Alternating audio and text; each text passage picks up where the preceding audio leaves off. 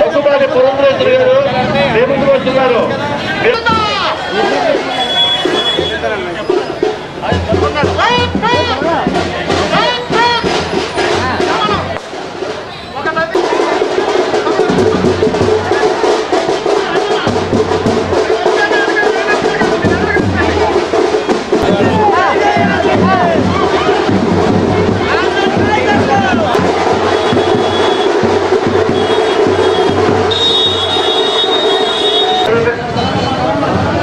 అమ్మా ఎలా రండి అమ్మా, పెద్ద అయితే వదలండి అమ్మా, రండి అమ్మా, రండి ఎదరండి తల్లి, రండి అమ్మా ఎదరండి, చెట్టు కింద రండి అమ్మా, మా రండి ఎదరండి తల్లి, రండి అమ్మా రండి. ఎమ్మెల్యే అభ్యర్థి ఆదిల్ వాసు గారు, అలాగే మన నందమూరి తారక రామారావు గారి కుమార్తె ఎంపీ అభ్యర్థిని, బీజేపీ ఎంపీ అభ్యర్థిని దగ్గుబాటి ఎంపీ అభ్యర్థిని దగ్గుబాటి పురంధరేశ్వరి గారికి గమనం కూర్చుపోయి ఈ యొక్క అమూల్యమైన ఓట్లు తెలుగుదేశం పార్టీ బీజేపీకి అఖండ మెజారిటీలు వేసి గెలిపిస్తారని కోరుతున్నామా.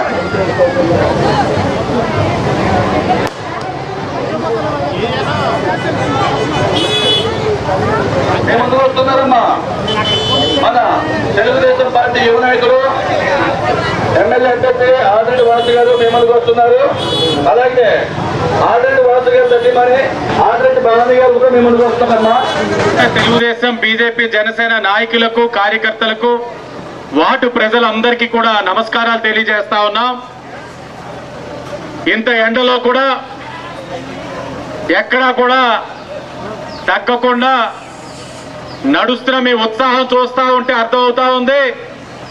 తప్పకుండా రేపటి రోజున తెలుగుదేశం, బీజేపీ, జనసేన అధికారంలోకి రావడం ఖాయం అన్న విషయం గుర్తు చేసుకోవాలి అందరూ.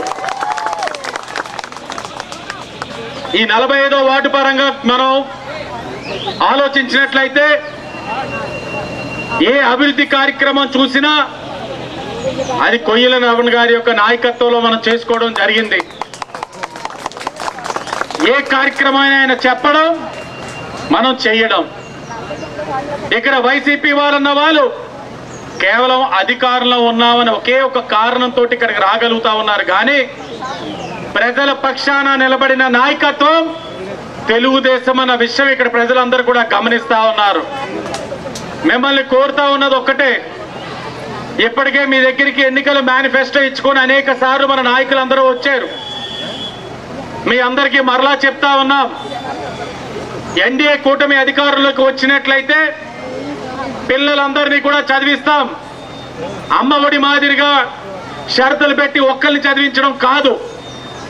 ఇళ్లలో కరెంట్ ఛార్జీలు తగ్గుతాయి, నిత్యావసర ధరలు తగ్గుతాయి, నూనె, గ్యాస్, పప్పులు, ఉప్పులు ధరలన్నీ తగ్గుతాయి.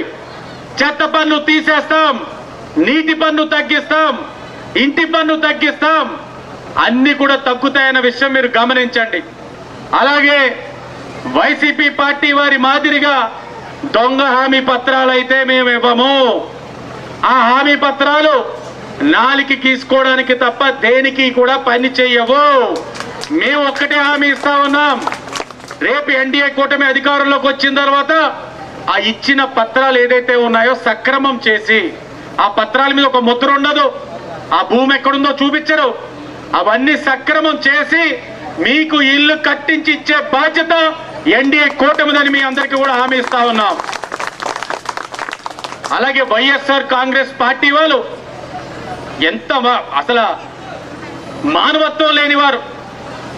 3 పూట్ల ఇక్కడ బలహీన వర్గాలు నివసించే ప్రాంతం అని మనం అన్నా క్యాంటీన్ పెట్టుకున్నాం. 3 పూట్ల కూడా నాణ్యమైన భోజనం చేసేవారు. ఇక్కడ 3 పూట్ల కలిపి 15 రూపాయలు, నెలకి 450 రూపాయలతోటి కడుపు నిండా భోజనం చేసేవాళ్ళం. అన్నగారి పేరు మీద పెట్టుకున్నాం అన్నా క్యాంటీన్, అది మూసేశారు. నోటి దగ్గర కూడిని లాక్కున్నారు. మేము ఒక్కటే హామీ ఇస్తా ఉన్నాం, రేపు ఎన్డీఏ కూటమి అధికారంలోకి వచ్చిన తర్వాత ఈ క్వారీ సెంటర్లో ఉన్న అన్నా క్యాంటీన్ ని తెరిపించే బాధ్యత మేము తీసుకుంటామని కూడా మీ అందరికీ హామీ ఇస్తా ఉన్నాం. అలాగే క్వారీ ప్రాంతం అంతా కూడా కార్మికులు, కష్టజీవులు, రెక్కాడితే గాని డొక్కాడిని పరిస్థితులు. వీళ్ళందరూ కూడా ఇసుక వ్యాపారం మీద ఆధారపడిన వాళ్ళు. ఈ 5 సంవత్సరాలు మనకి ఇసుక దొరకల. లారీ ఓనర్లుగా ఉన్న వాళ్ళు లారీ డ్రైవర్లుగా అయిపోయిన పరిస్థితులు చూసాం. మనం ఒకటే హామీ ఇస్తా ఉన్నాం, ఎన్డీఏ కూటమిగా మనం అధికారంలోకి వచ్చిన వెమ్మటనే మళ్ళా పాత ప్రభుత్వంలో ఏదైతే పాత విధానం ఉందో ఉచిత ఇసుక పాలసీని మరలా తీసుకువస్తాం. ఇసుకని అందుబాటులో తెస్తాం. ఏదైతే నిర్మాణ రంగం కానీ భవన కార్మికులు కానీ వాళ్ళందరికీ కూడా మరలా పని కల్పించే బాధ్యత మేము తీసుకుంటాం ఎన్డీఏ కూటమిని మీ అందరికీ కూడా హామీ ఇస్తూ, మీరందరూ కూడా ఇప్పుడు మోసపూరిత హామీలు ఇస్తారు, నమ్మవద్దు. గతంలో 2019లో ఈ వార్డులో మంచి మెజార్టీ వచ్చింది మనకి. రేపటి రోజున 1 ఓటు ఎమ్మెల్యేకి సైకిల్, 1 ఓటు ఎంపీకి కమలం, 2 ఓటులు వేసి అత్యధిక మెజార్టీ తోటి మీరు గెలిపించాలని మీ అందరినీ కూడా అభ్యర్థిస్తూ అడుగుతా ఉన్నాం. 1 ఓటు, 1 ఓటు.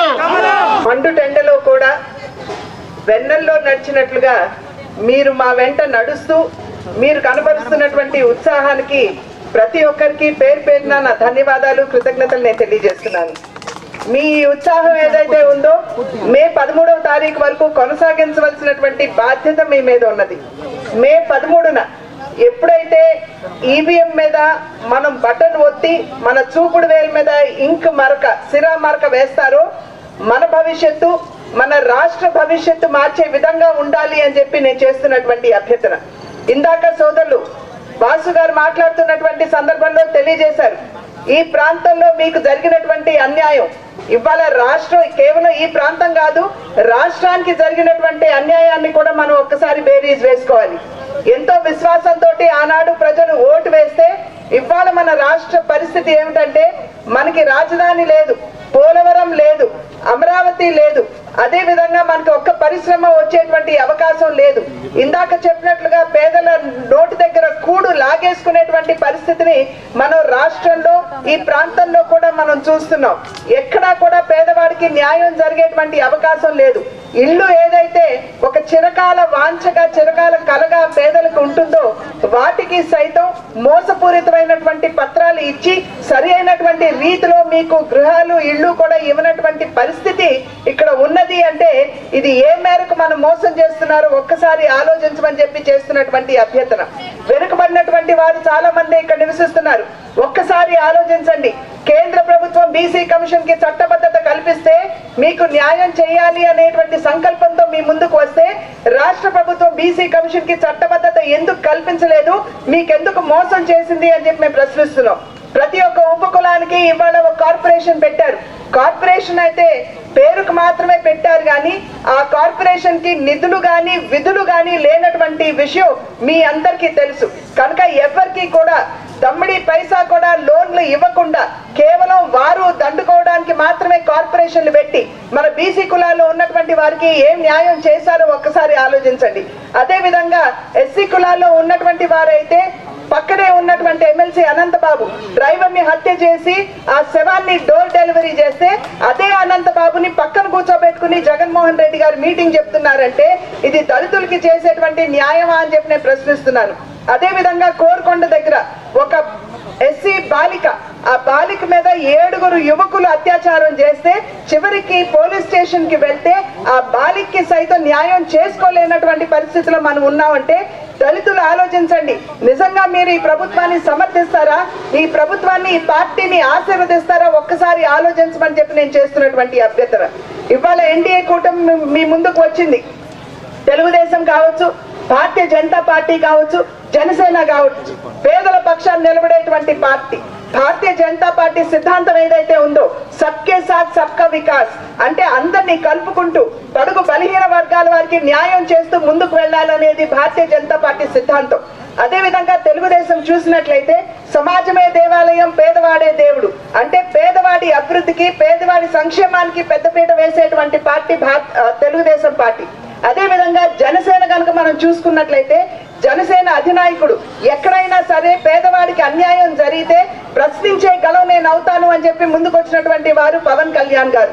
కనుక ఇవాళ ఈ కూటమి కనుక మనం చూసినట్లయితే నరేంద్ర మోడీ గారి స్ఫూర్తి, చంద్రబాబు నాయుడు గారి యుక్తి, పవన్ కళ్యాణ్ గారి శక్తి ఈ కూటమిలో ప్రస్ఫుటంగా మనకు కనపడుతున్నటువంటి విషయం మనం అందరం కూడా అర్థం చేసుకోవాలి. ఒక్కసారి ఆలోచించండి, నిజంగా మీకు న్యాయం చేసేటువంటి ఈ కూటమి కావాలా, లేకపోతే అన్ని విధాలా మిమ్మల్ని వంచేటువంటి వారు ఎవరైతే ఇప్పుడు అధికారంలో ఉన్నారు అటువంటి పార్టీకి, ఆ పార్టీకి చెందినటువంటి ప్రజా ప్రతినిధులకి మీరు ఓటు వేస్తారా? ఒక్కసారి బేరీజ్ వేసుకోండి. పదే పదే నా మీద చేస్తున్నటువంటి విమర్శ, ఈవిడ స్థానికేతరురాలు అని చెప్పి ఒక విమర్శ చేస్తున్నారు. ఇవాళ ఆ విమర్శ చేసేటువంటి నాయకుల్నే నేను ప్రశ్నిస్తున్నాను. మీరు స్థానికులు అని చెప్పి చెప్పుకుంటున్నటువంటి సందర్భంలో మీరు ఈ ప్రాంతానికి ఏమి న్యాయం చేశారు అని చెప్పి నేను సభాముఖంగా వారికి వేస్తున్నటువంటి ప్రశ్న. ఎందుకంటే గోదావరి ప్రక్షాళనకి కేంద్రం 50 కోట్లు ఇస్తే మీరు కేవలం అక్కడ పని కూడా మొదలు పెట్టుకోలేనటువంటి పరిస్థితి. కేవలం ఒక హ్యాపీ స్ట్రీట్, 2 రోడ్లు వేసేసి ఇదే అభివృద్ధి అని చెప్తే ప్రజలు నమ్ముతారా, విశ్వసిస్తారా అని నేను ప్రశ్నిస్తున్నారు. బ్లేడ్ బ్యాచ్ కావచ్చు, డ్రగ్ మాఫియా కావచ్చు, ఇవాళ రాజమండ్రిలో పేటరేగిపోయిందంటే మరి మీరు ఇన్ని రోజులు, ఇన్ని సంవత్సరాలు ఏమి చేస్తున్నారు అని చెప్పి మేము వేస్తున్నటువంటి ప్రశ్న. ఆవ భూములు కావచ్చు, ఏ విధంగా మోసపూరితంగా వాటన్నిటినీ తీసేసుకున్నారో మీ అందరికీ తెలియనటువంటి విషయం కాదు. కనుక నేను ఇవాళ మీకు చెప్తున్నాను, మీ మధ్యనే ఉంటూ మీ సమస్యల పరిష్కారానికి నా వంతు కృషి నేను ఖచ్చితంగా చేస్తాను అని చెప్పి నేను తెలియజేస్తున్నాను. మా తండ్రి గారి నందమూరి తారక రామారావు గారి దగ్గర నుండి నేను అలవర్చుకున్నది నిబద్ధత. ఆ నిబద్ధతతోటే మీ అందరికీ కూడా నేను ఖచ్చితంగా ఇక్కడ ఉంటూ మీకు సేవ చేస్తాను అని చెప్పి సభాముఖంగా మీ అందరికీ తెలియజేసుకుంటూ, మే 13 జరిగేటువంటి ఎన్నికల్లో మరి శాసనసభ్యుడిగా నిలబడినటువంటి మరి నా బిడ్డతో సమానం అటువంటి వాసు గారికి, ఆదిరెడ్డి శ్రీనివాస్ గారికి సైకిల్ గుర్తు మీద ఓటు వేసి వారిని ఆశీర్వదిస్తారని, అదేవిధంగా మీ ఎంపీ అభ్యర్థిగా నిలబడినటువంటి నాకు